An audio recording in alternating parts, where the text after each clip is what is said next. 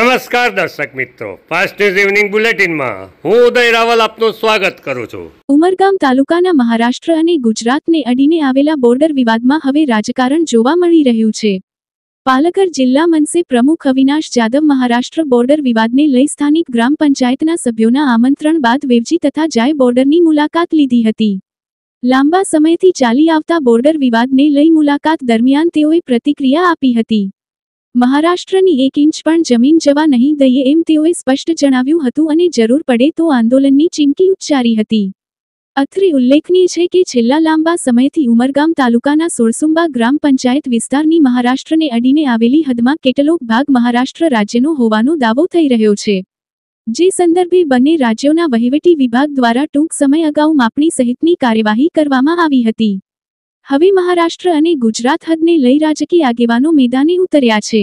આજરોજ પાલઘર જિલ્લા મનસે પ્રમુખ અવિનાશ જાદવ કાર્યકર્તાઓ સાથે જાની અને વેવજી બોર્ડર વિસ્તારની મુલાકાત લીધી હતી। મુલાકાત બાદ પ્રતિક્રિયાત્મક તેઓએ જણાવ્યું હતું કે મહારાષ્ટ્રની 1 ઇંચ પણ જમીન જવા નહીં દઈએ અને જરૂર પડશે તો આંદોલનનો માર્ગ અપનાવીશું।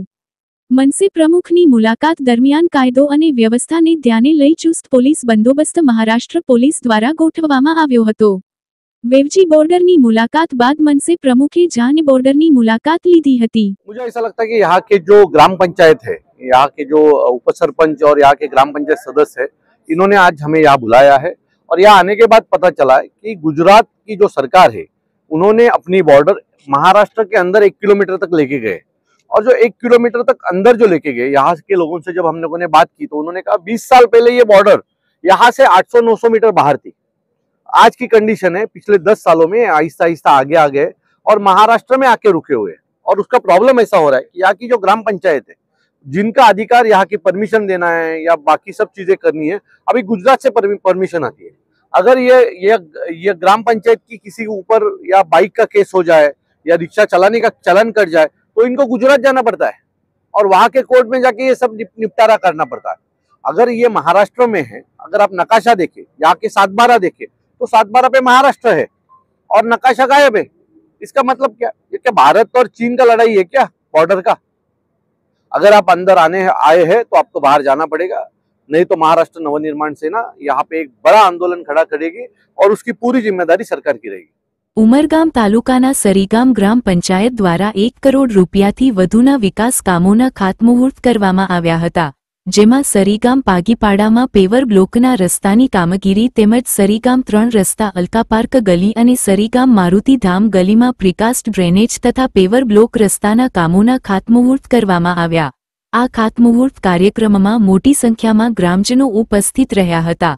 खातमुहूर्त कार्यक्रम सरीगाम ग्राम पंचायतना सरपंच सहदेव वघातनी अध्यक्षतामां योजायो हतो। आ प्रसंगे उपस्थित तमाम लोकोए आवनारी जिल्ला अने तालुका स्तरनी चूंटणीमां राकेश रायने समर्थन आपवा अनुरोध कर्यो हतो। खातमुहूर्त कर्या छे 8 लाख रूपियाना खर्चे सरीगाम पागीपाड़ा आदिवासी विस्तार छे, अंतरियाळ विस्तार छे, त्यां पेवर ब्लॉकना रस्ता माटे नवी नगरी खाते प्राथमिक शाळा सुधी होटमिक्स डामर रस्तो अने अलका पार्क गलीमां प्रीकास्ट ड्रेन पेवर ब्लॉकनी साथे अने मारुति धामनी गली सागर मेडिकलनी गलीनी अंदर प्रीकास्ट ड्रेन पेवर ब्लॉकना रस्ता साथे लगभग 1 करोड़ ने 13 लाख रूपियाना खर्चे आज आ खातमुहूर्त 4 जग्या करवामां आव्या अने एमां खूब मोटी संख्यामां अमारा सन्मानीय ग्रामजनो उपस्थित रह्या अने अमारी जे आ सरीगाम ग्राम पंचायतनी सुंदर कामगीरी छे, सरीगामने एक आधुनिक सरीगाम अने विकसित सरीगाम बनावવાની દિશામાં જે પ્રયત્નો સરીગામ ગ્રામ પંચાયત દ્વારા થઈ રહ્યા છે એને લોકોએ ખૂબ વધાવી લીધી છે અને લોકોએ ખૂબ આનંદ વ્યક્ત કર્યો। સેલવાસ ડિસ્ટ્રિક્ટ કોર્ટમાં લોક અદાલતનું આયોજન કરાયું। लोक अदालतमां कुल 1967 केसमांथी 135 केसोनो निकाल करवामां आव्यो हतो। राष्ट्रीय विधिक सेवा प्राधिकरण नवी दिल्ही अने राज्य विधिक सेवा प्राधिकरण दादरा नगर हवेलीना निर्देश अनुसार जिल्ला विधिक सेवा प्राधिकरण दादरा नगर हवेली द्वारा सेलवास डिस्ट्रिक्ट कोर्ट परिसरमां राष्ट्रीय लोक अदालतनुं आयोजन करवामां आव्युं हतुं, जेमां चेक बाउंस केस, कामगार विभाग, जमीन अधिग्रहण केस, रेवन्यू केस, वैवाहिक विवाद, फौजदारी कंपाउंडेबल केस, बैंक, उपभोक्ता केस, नगरपालिका, pre litigation case, recovery case संबंधी विवाद आपसी भाईचाराथी निकाल करवानी कोशिश करवामां आवी हती। आ लोक अदालतमां कुल 1967 केसमांथी 135 केसोनो निकाल करवामां आव्यो हतो, जेमां कुल 1,67,23,843 रूपियानुं सेटलमेंट थयुं हतुं। आ अवसरे डिस्ट्रिक्ट जज બાર એસોસિએશનના સભ્યો, બેંકના અધિકારી, વાદી અને પ્રતિવાદી ઉપસ્થિત રહ્યા હતા।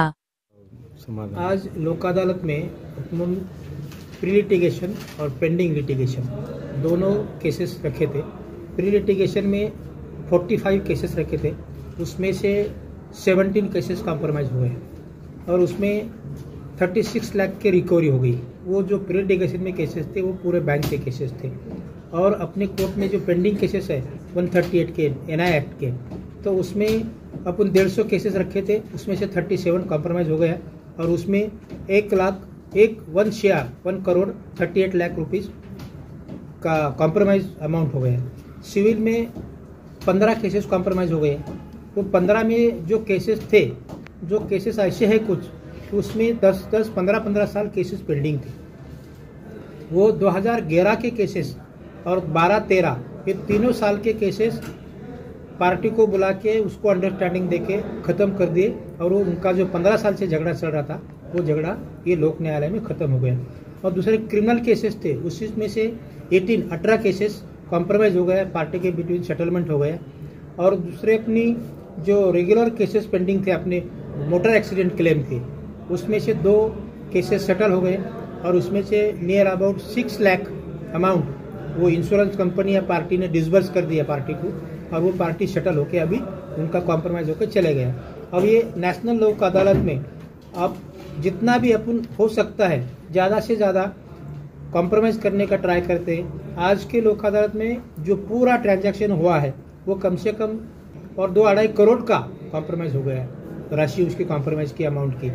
तो इसी तरह से वो जो नेशनल लोक अदालत है, मेरे ख्याल से हमने जितना भी उसका एडवर्टाइजमेंट किया था, जितना भी लोगों को भेजा था समझ, वो सब आके मैक्सिमम लोगों ने आके अपना कॉम्प्रोमाइज़ कर दिया है। म्यूनसिपालिटी के जो केसेस रेंट के केसेस रहते हैं उनका, जो पब्लिक वो अपना प्रॉपर्टी रेंट नहीं भरते, तो उसी में भी रेंट के केसेस रखे थे, उसका भी कॉम्प्रोमाइज़ हो गया। और बैंक के लोन अकाउंट सेटलमेंट के केसेस थे, जो अपन अभी मोबाइल पर लोन लेते हो और कोई अपना बैंक के प्रॉपर्टी पे लोन लेता है, तो वो सब जितने भी अपने DNA में बैंक है उन सब लोगों को बुलाया था, उन्होंने भी अच्छा कोऑपरेशन किया और वो अमाउंट भी सेटल हो गया। नियर अबाउट 36 लाख बैंक का रिकवरी हो गया।